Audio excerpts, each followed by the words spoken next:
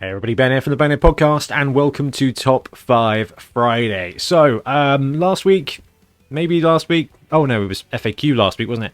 Week before was the top 5 star players, and we had a bunch of you in the comments agree, disagree, I love that bit, but said, Ben, what's the top 5 worst star players? Now, this is going to be controversial, so I want to really just stay at the front of this and say that this is my top 5 list for worst star players, and I really do want you to let me know in the comments what you like, what you don't like. Star players are really divisive, they are really popular, they're really powerful in some cases, and in some cases they're really not. So anyway, I'm going to delve into my top 5 worst star players.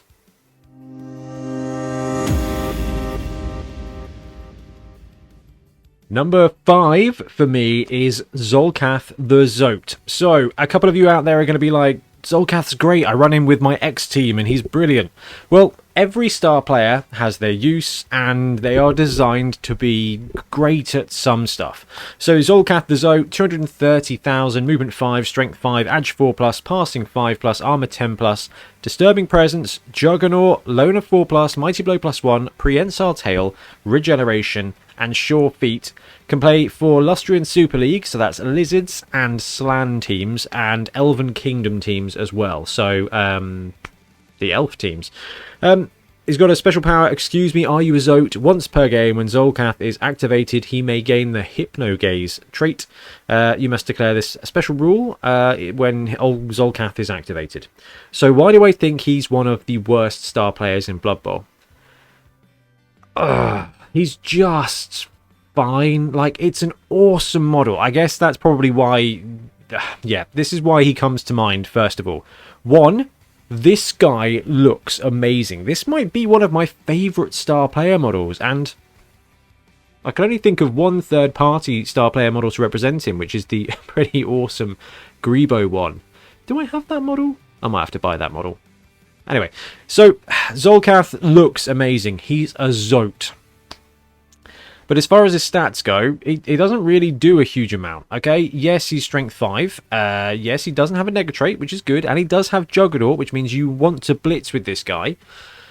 He's got Hypno Gaze once per game, which is fine. But 230, he's got okay strength. Strength is good, Mighty Blow is useful. He's just about got a combat skill with Juggernaut, but he has to therefore be using your blitz action. And while he doesn't have any nega trait, which is really good,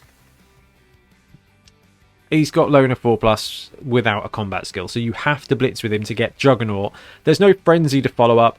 Disturbing presence and prehensile tail are quite useful, but it just doesn't give enough. Now, there are Lizardman teams. Yeah, I think Lizard's probably the only team that really kind of want to use this guy. When it comes to Elves, you've got some great options out there that will help you do more Elf things. When it comes to Lizards, you've got no choices of star players. I think it might literally be Zolcath, you know.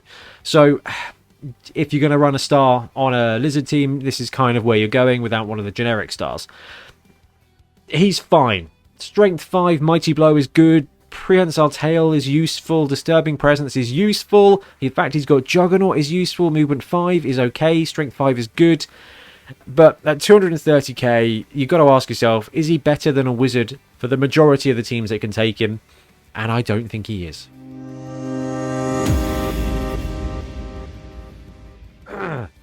Number 4 for me is Skrog Snowpelt. Now, I love this model. I've got the model for him from Forge World, and I'm using him as my Yeti in the Norse team. And when it comes to Games Workshop big guys, that might be the only Games Workshop big guy that I'm actually using in a regular team. Otherwise, I tend to upgrade every other model. So, Skrog Snowpelt, brand new, landed recently. Right, where do we start with Skrog? It's not that Skrog is bad. It's just that he's disappointing and not as good as any other choices, really. Okay, so Skrog Snowpelt, 250k, movement 5, strength 5, edge 4+, no passing ability, and armor 9+. So far, he's even worse than Zolcath the Zoat. Claws. Claws is useful. Disturbing Presence is okay. Juggernaut, we've just seen that. That's good. It's kind of a combat skill. Loner 4+ is what you expect. And Mighty Blow +1. So, you get, for 250k, you get a reasonable removal piece. Skrog has a role to play here. He's going to back up your team. He can play for Old World Classic, so there are a ton of teams that can take him.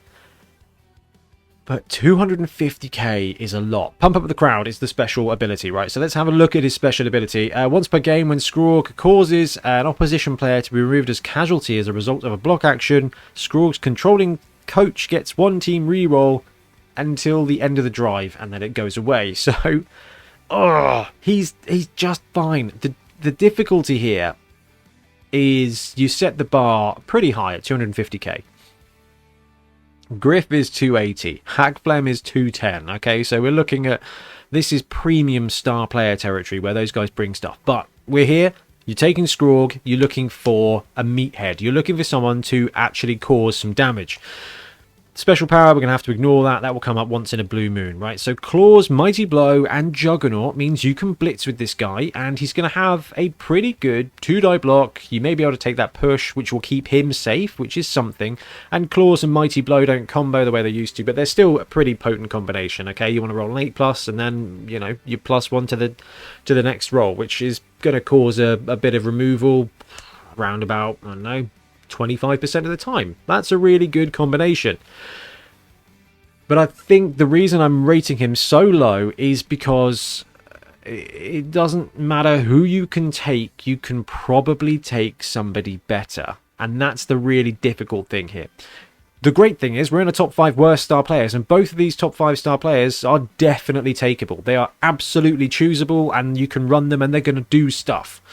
But Skrog, Old World Classic, 200k, you can take, what, Zug for a little bit less, I think. Zug is, what, 220? Where's my thing? Here we go. Right, Mighty Zug. Yeah, 220. Movement 4, so a little bit slower. Strength 5, Edge 4+, Passing 6+, Armor 10+, so he's tougher. Block, Mighty Blow +1, and has a once per game ability to add +1 to the armor roll. So Zug is 30k cheaper and comes with block and still has Mighty Blow. So this guy's got Claws, Disturbing Presence, and Juggernaut instead of block. Block is better. The Zug has got better armor. He's slightly slower, but not with Edge 4+, speed really doesn't matter that much. And he's got better armor. So Zug beats Skrog Snowpelt in that regard. And then you got to consider if you're running Norse. Okay, let's talk about this from a Norse point of view. You get the option to take him, or you go for your Chaos routes instead, and you run a Chaos team, a Chaos Norse team. Norse can choose between Favoured of and Old World Alliance. You got Scylla for 200k, who's Claws, Frenzy, Loner 4+, Mighty Blow +1, Prehensile Tail, Thick Skull, Unchanneled Fury, and Fury of the Blood God, which is a confusing ability that got worse due to the FAQ, not because it doesn't do stuff, just because we don't really know what it does, which is brilliant.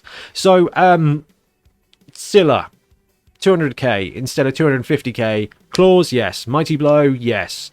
Frenzy as well. So he's got that ability. Yeah, he's got Unchanneled Fury, which means he's going to be less reliable, but he does have that. Well, I'd rather be rolling 4 dice than 2 dice.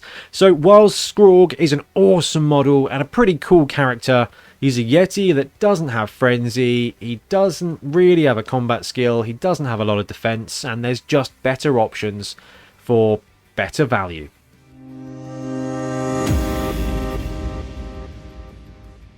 Number 3, it's Frankenstein. Such a cool star player. Such a really cool star player. I love the idea of Frankenstein, that it was 2 different star players that got put together in a necromantic style adventure. And I love the design and the concept of the character's look, where he's made of bits and pieces. The model is fine. I'm not a huge fan because he's got that weird Forge World 0.9 scale that just means he's smaller. He's the same size as a Strength 4 Golem with one randomly large arm. It's just, I guess, another bit of... This might be the top 5 disappointing star players for Ben.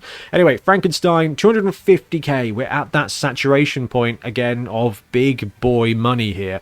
Movement 4, Strength 5. Hello, microphone. Edge 4+, passing, dash, armor 10+. Man, all of these guys are just big and slow with no agility. Break tackle means that he will be able to take a dodge into the open on a 2+ once per activation, which is really good for keeping him mobile. Loner 4+ is what you expect from a star player. Mighty Blow +1. Regeneration, stand firm, thick skull. Once per game, you basically get... Oh, it's not even Mighty Blow. It's makes an injury roll against an opponent. You can add +1 to the injury roll. So if you break armor once per game, you can +1 to the injury. Once per game, he's got... Oh, you've already got Mighty Blow. Oh, that's okay. Okay, all right. So once per game, he gets an extra 1 against the injury. All right, that's fine. You have to break the armor and stuff first. Okay, so 250, you don't have... Right.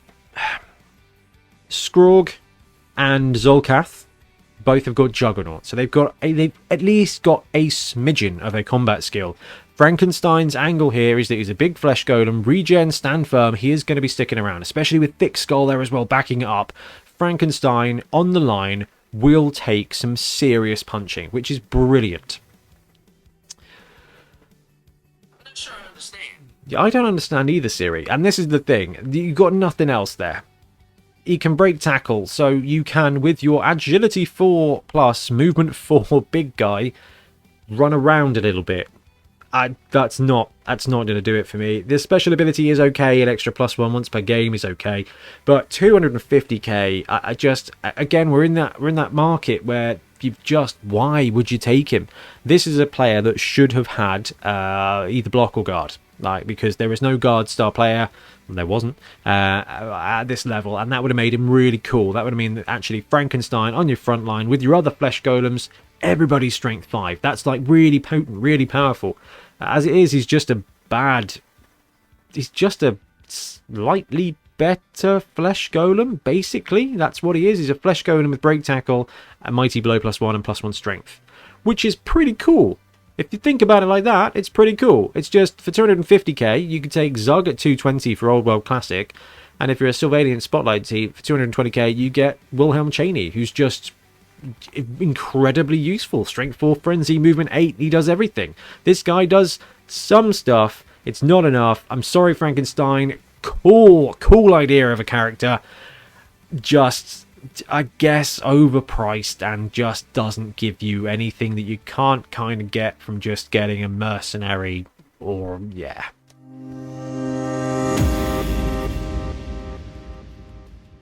Number two, Barrack Farblast. Even after the fix, okay? So Barrack Farblast, this is just downloaded from the Games Workshop website. He has been fixed. He has been repaired in the FAQ. Strong Arm here, which is a skill that does nothing, now is Cannoneer, which means he does a little bit more. But I still don't think he's takeable. I just don't. There's some great things here, and I know this is the one that's going to upset some of you.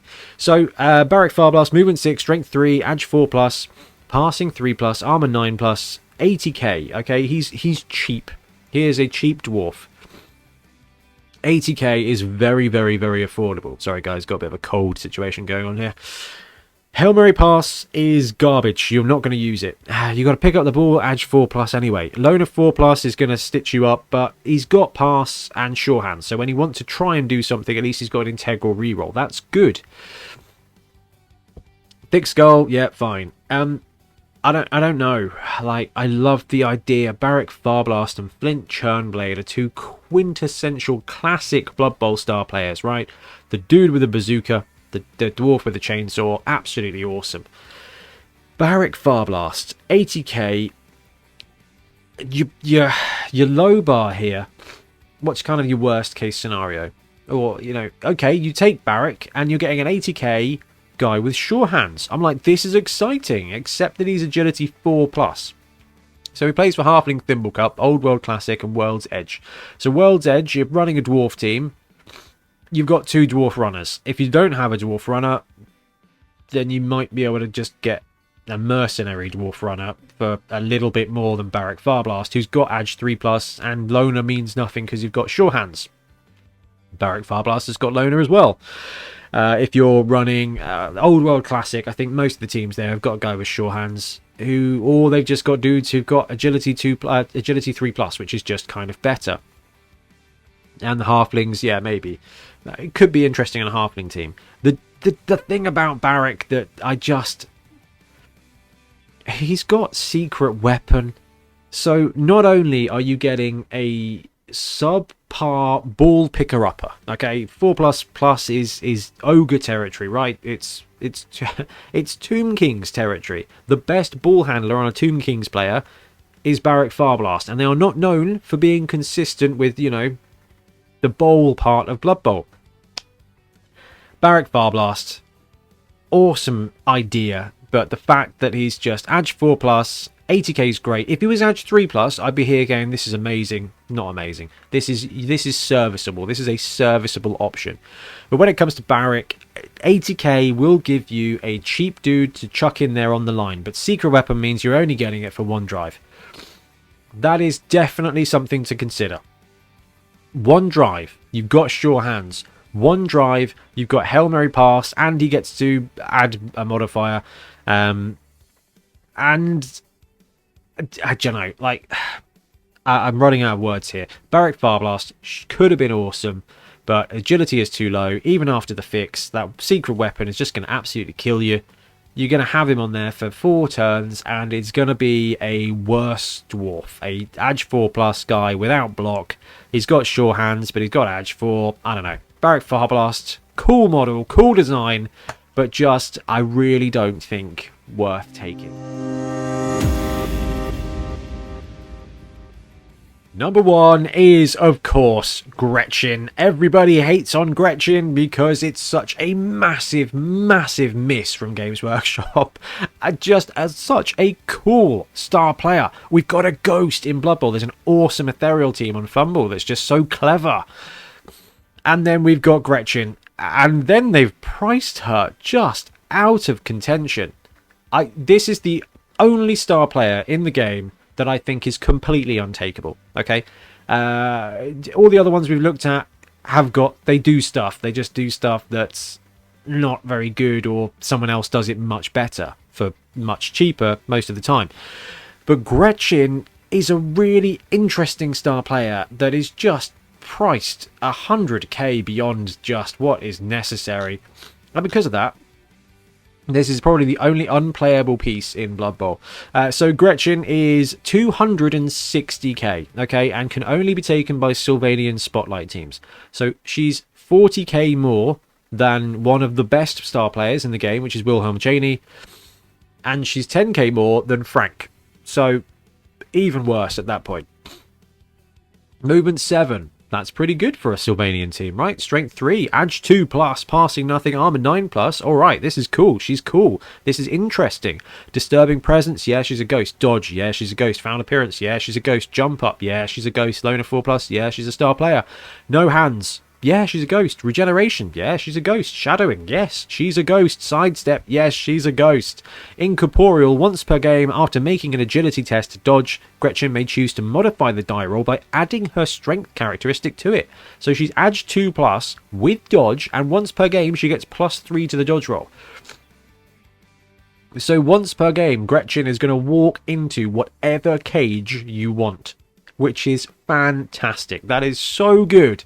And then she's probably going to 1-die block them on a good day with no combat skills whatsoever.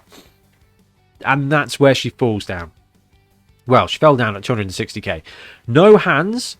It balances out the agility stuff. Okay, so she's got the ability to bamf into a cage once per game, essentially, which is cool, and then make a block. There's no strip ball, there's no block, there's no wrestle. Wrestle with jump up would have been amazing. She would have been a great safety, a great defensive player. With hands, she would have been a great agility player for this team. If she'd had pogo stick, she could have leapt around like a ghost repeatedly, and that would have been really interesting. But yeah, okay, she's got no hands and no combat skills, and Loner 4+, but that's where it gets just untenable. You've paid $250,000. This star player is more than a quarter of your starting team. And she doesn't even have any hands, so you can't even give her the ball. There's no good stuff here. Once per game, you'll make a good roll. You might walk into a cage. You should walk into a cage. With agility 2, 1, 0, -1 plus, you should be pretty good odds with the dodge skill to walk into a cage. And you can stand there, which is awesome too, okay? With shadowing and sidestep, disturbing presence, foul appearance. With jump up as well, and regeneration, she's going to stick around, and dodge, she's going to stick around. But you're paying 260k for a ghost of a player. You can put her wherever you want her to go, once per game. She's going to be able to move around the rest of the time, which is going to be great. But if she's in contact with someone, you might think, ooh, okay, right, this is cool. We're going to shadowing. It's going to be sweet. But she's got no combat skills, so she's going straight down. She's strength 3, so she's going to get blocked by anybody. Anyone with the ball is going to be either in base contact, but protected by a blocker, like a strength 4 dude, or it's going to be a blitzer that's got the ball with block and friends. And they're just going to be like, I will blitz through Gretchen. And they're going to, because it's 2 dice probably. Not even probably, it's almost guaranteed to be a 2-die block against Gretchen here. Yes, foul appearance is going to be aggravating. Gretchen is going to work sometimes in regards to upsetting your opponent. But for 260k, I cannot justify taking her instead of Wilhelm Chaney. In fact, I think I'd rather take Frank. Or just a flippin' wizard and an extra reroll, because it's going to allow your team to just do more team things. Gretchen would make an incredible star player at 160k, because you can afford it then. Because it's an add-on to your team. But at 260k, if you're in a league and you need that money, you need that inducement level, Gretchen's not going to give you enough. Wilhelm Chaney will give you enough. You've got the combat, you've got the safety, you've got the scoring threat. Gretchen is just an annoyance to slow down your opponent. 160k, you could do that. You could fit it in there and be like, oh, I'm going to bring Gretchen. Gretchen's going to help out. And then in tournaments, you'd be able to afford to take the Gretchen build because it's your team plus Gretchen who's going to be able to help out. But Gretchen just does not do enough. And it's just so disappointing. Because it's such a cool design. The model's great. It's dubiously attached to the base. But the model is great. The character design is cool. The fact that all the ghost skills are there are really good. Just at least 100k overpriced. And it would have been awesome to see that fixed in FAQ. But no, it didn't happen. I really want it to happen because I really want this player to be in the game. But quite frankly, right now, she's just not in the game. Anyway, guys, that's my top 5 worst star players, and over to you. Let me know what you think. Let me know what you think.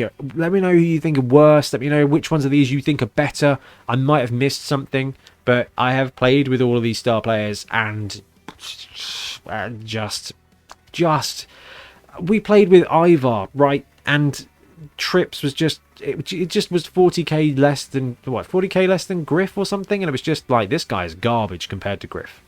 All of these guys, generally speaking, garbage compared to a better, cheaper alternative, and that just means they're not going to get used. Anyway, I'm going to wrap up. Thank you very much for watching. We'll be back soon with more Blood Bowl content. Happy blocking. Thanks very much for watching. We really appreciate your support. If you want to help support the channel even further, please like and subscribe, or come join us on our Patreon. We have early access to content. We get loads of feedback from you guys, and we try and do competitions as much as we can. Or you can get yourself some Bonehead podcast merch on our Spreadshirt site. So if you want to support a team, especially for the Bonehead Championship, you can pick up a shirt, a mug, things like that. It all helps support the channel, and we really appreciate it. Anyway, links below. Thank you very much. Happy blocking.